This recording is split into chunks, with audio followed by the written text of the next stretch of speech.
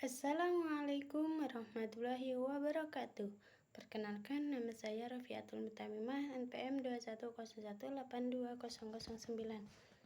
Baiklah, saya di sini akan menjelaskan tentang dinding sel. Dinding sel adalah matriks ekstraseluler yang menyelubungi tiap sel sebagai pelindung dan pembentuk sel. Bagian dinding sel tersusun dari selulosa di saat sel berusia muda dan mengalami penumpukan lignin saat sel mulai menua. Dinding sel hanya ditemukan pada tumbuhan. Di antaranya yaitu dinding sel terdapat dan plasmades mata yang berfungsi sebagai penghantar rangsangan. Jadi dinding sel itu hanya ditemukan di tumbuhan ya guys. Jadi di tumbuhan dan jadi jika air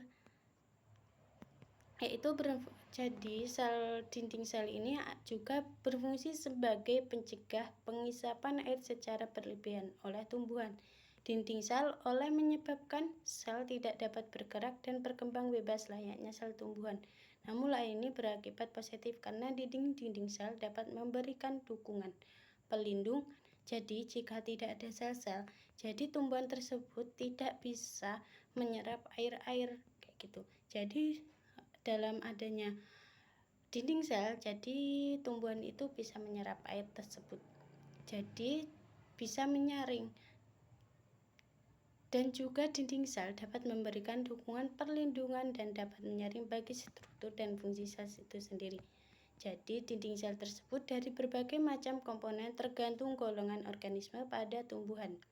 Di dinding sel, bagian besar terbentuk oleh polimer karbohidrat, pektin, selulosa, hemiselulosa, dan lignin sebagai penyusun penting pada bakteri.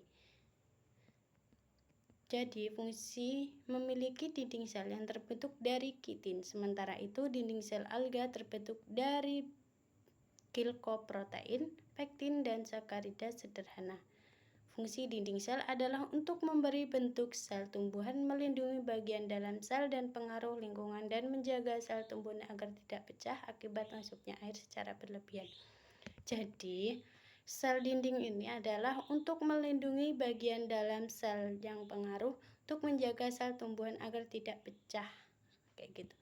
Jadi, dinding sel ini mencegah tumbuhan tersebut bagaimana jika tumbuhan tersebut terkena air, jadi tidak pecah tumbuhannya.